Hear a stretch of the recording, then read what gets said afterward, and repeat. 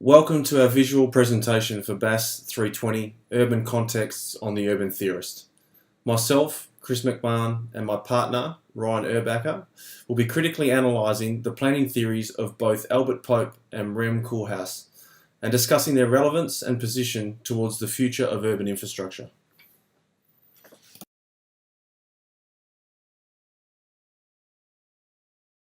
Albert Pope is currently the Gus Sessionsworthen Professor of Architecture at Rice University in Houston, Texas.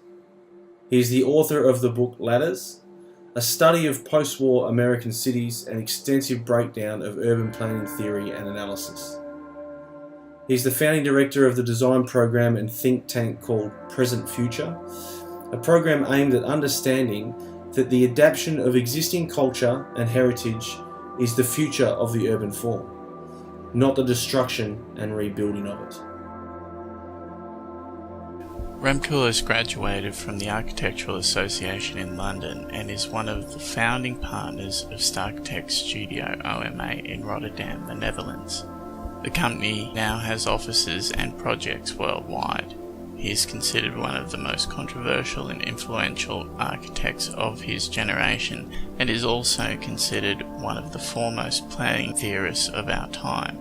He still actively participates in the master planning of cities, suburbs and large-scale developments and has written and published numerous books on the evolution of the contemporary metropolis.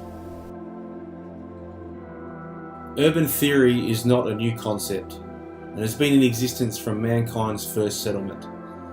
Whether it be from the positioning of shelters in a nomadic settlement to create a network of community connections, which in turn was the inadvertent creation of a micro-urban infrastructure, to large-scale city planning such as Chandigarh, Nahalal or New York, urban theory has transformed stance and shifted its position with each new generation lived and city planned. The urban environment throughout history has played a pivotal role in how we shape the world we live in.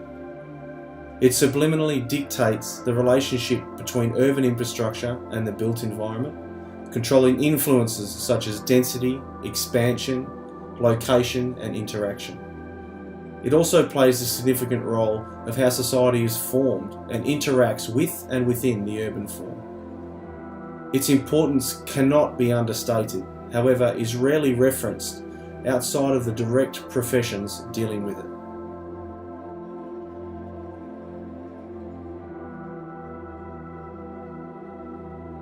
Man walks in a straight line because he has a goal and knows where he is going. Le Corbusier states when making a comparison to the donkey and their seemingly random decision-making paradigm regarding movement. This statement focuses in on man's determination to take the most direct route. Recently, when following a path through the park, I noticed periodically well-worn trails would deviate from the man-made corridor that I was following and, like the donkey, seemingly meander off into the forest. These trails intrigued me, so therefore further investigation was required.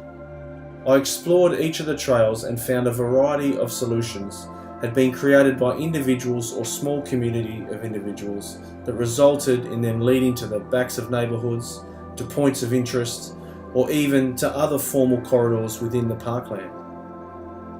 Through the efficiency of man and the erosion of time, these trails formed and divided several hectares of forest into a loose grid. Therefore, it should be of no surprise that this natural sensibility to move efficiently through a place was formalisation by our ancestors into the city grid we know today and was therefore the most obvious and least creative step we as humans could have made when it came to the infrastructure of our cities. Ancient cities, like Pompeii, all utilised the grid to formalise their city's infrastructure. However, the majority of these cities eventually found that through growth, a closed grid became a requirement either due to the limitations of the landscape or through a necessity to secure the city from invasion. Inevitably, as cities expanded, just like rivers, the banks are broken and the city spills out over the landscape and continues its progression. As the early cities made this progression just like the path in the park, the corridors are extended and the trails that sprout from the sides are formalised. In this image of Kinshasa, in the Democratic Republic of Congo, it is easy to see the progression of the formalised horizontal corridors into the agricultural district. However, the vertical trails connecting these corridors become less and less prominent as the city expands. This notion of formal circulation versus informal circulation has been expanded on in Koolhaas's 1982 submission for Parc de la Ville, where horizontal bands of program that have no formal connection to one another, save for the vertical corridor to the northeast, are created with the intent that vertical circulation will evolve through the use of the site. This evolution of the grid leads to a spine or ladder typology where the veins of program spike off from the formal circulation corridor and terminate at the property boundary. Albert Pope states that the ladder is a finite fragment cut from the surrounding spatial field. As Pope alludes to here, this fragment consists of a series of terminations that create a closed system where each path has a finite existence, which is in direct contrast to the endless expanse of a common city centrifugal grid. So if the grid has been our most obvious solution to organising density since the beginning of our cities, then what has instigated this shift to ladders? I believe one of the first ladder typologies of Ebenezer Howard's Garden City movement from the early 1900s prompted alternate thinking in cities design and the rethinking of infrastructure as a whole. The Garden City movement was a shift to decentralise city centres and more specifically provide healthier work conditions for factory workers due to the poor conditions in the city. This proved to be a modernist approach to the city, and since the city grid can be seen in use all the way back to 2600 BC in Mohenjo-Daro in modern-day Pakistan, it is strange that there has been a sudden shift away from a tried-and-true method of urban organisation. But if you take into consideration the recent changes to construction methods in the late 19th century, and therefore the increase in density that accompanied these changes, it is no surprise that the grid typology would reach its limitations and therefore require analysis to provide us with a solution to unprecedented density.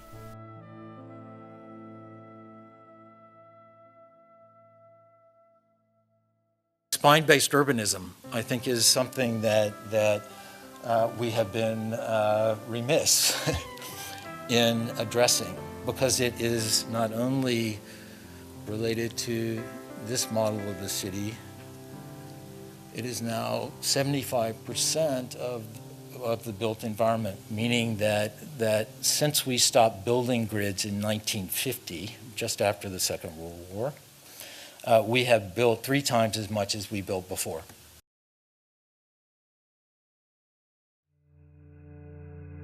In a conversation with Wolfgang Tillman, Rem Koolhaas identifies the unpredictability of our future activities as a catalyst for the erasure of architecture from our urban landscapes, meaning that an architect can't predict with any accuracy the nuance of a future society's activities and therefore can't design a building to function within that society.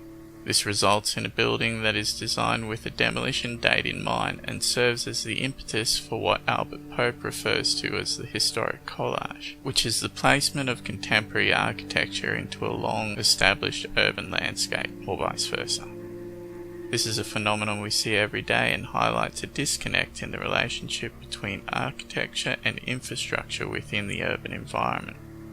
This disconnect is at the heart of both of the architect's works and addresses the impermanence and the stability of the city as one.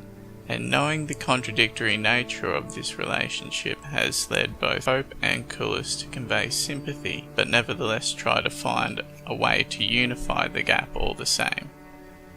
Koolhaas states in Delirious New York that the city becomes a mosaic of episodes, each with its own particular lifespan that contests each other through the medium of the grid. The contrast between the grid and architecture is a disruption to the standardization of modernism and highlights these episodes as unique events that take place on islands of self-expression. Koolhaas also states in an interview with New Perspectives Quarterly that convergence is possible only at the price of shedding identity. This poses the question: in cities where change is rampant and expectation of social norms are unpredictable, is a unification of the city even possible?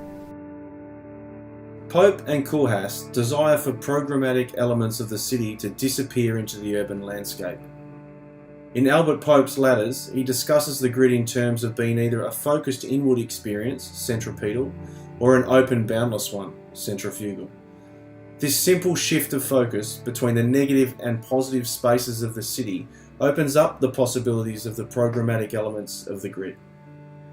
Manhattan is a 59.1 km squared island cleaved into 2,028 parcels of individualism by 155 vertical and 12 horizontal posts and beams of bureaucracy, and is nowadays the epitome of density and is a clear example of the centrifugal grid, as it expands to cover the island and is only briefly interrupted by the island's limitations as it continues across the rivers to claim all available land surrounding it. Expanding on the centrifugal grid is a mesh of major and minor circulations that form to create a superblock. While I see the positive social implications of a superblock, I believe that the typology falls short in creating a true unification and is ultimately a grid within a grid.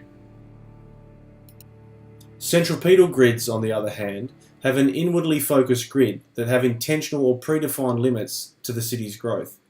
Typically, this grid can be seen in earlier cities that utilised the grid and created borders and limitations to the city, whether through man-made enclosures or through the limitations of the landscape creating a natural impasse. Ultimately, the idea of a grid with self-imposed limitation was destined to fail. As the city grows, the safety of the walls become negligible to the expanse of the city. Nothing can contain a grid, and therefore the centripetal grid is purely theoretical. However, through the erosion of infrastructure from the grid, as mentioned earlier, a closed spine system begins to take shape. This system has been popularised in recent history as it attempts to limit expanse and foster community through the multitude of terminations, as opposed to the centrifugal grid system and its endless nodes. While these typologies all seek to metamorphose the circulation of our cities and ultimately foster positive social outcomes while solving issues of density, I believe that the issue of unification is still present and unaccounted for. The contradictory nature of the grid, as the infrastructure and architecture juxtapose each other, brings a much needed clarity to the urban landscape, and that with homogenisation of the city comes loss of individuality and, oddly, disunity. The desire to resolve this conflict and unify our cities is evidenced in the works of both architects, but to what end? Where does the unification of the city really lead us? Pope examines the premise of urban planning and its influence on the social subject by analysing the concept of modern urbanism in the 1920s, and that the urban subject could both be anticipated and designed for. He counters this premise by stating such a subject did not and could not exist, but as a figment of utopian imagination. He also describes the modern urbanism models of cities like Chandigarh and Brasilia as a naive attempt to establish an unknown and unrecognisable subject against all subjectivities that came before. Of this I agree. The urban infrastructure patterns of both Chandigarh and Brasilia are inherently hierarchical. They segregate and separate the social order with their closed grid systems and separated districts, confining the built environment's occupants to districts through infrastructure control and planning. What was not accounted for in the modern city urban grid was society as it was. This new modern closed grid system was thought to be creating a better social order. However, society adapted and adjusted to their new urban form and urban infrastructure to suit their requirements, not the other way around. Pope states that the greatest strength of architecture is its subliminal ubiquity. The fact that it's all around us makes it the fabric of our social discourse. It's the invisible language that controls our travel paths, interactions, and congregations. Its design determines if we feel safe and secure or vulnerable, open and free or closed in, relaxed or stressed, and anxious. This subliminal quality I find to be more of a curse. With too few deliberately assessing and analysing the urban patterns, the process of urban infrastructure has waned and lagged behind.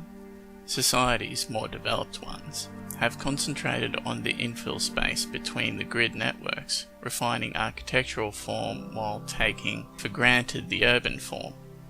The movement away from the open centripetal grid to the closed centrifugal grid has significantly changed the social order. The method of interaction has been amended to a less fluid format, minimizing the ability to continue moving through the urban environment by creating closed communities, cul-de-sacs, and private spaces. It could be argued that the thoughts of so few have provided significant negative impact on so many.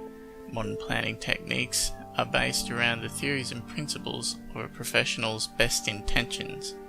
In Delirious New York, Koolhaas references New York's grid as having democratic and egalitarian ideology.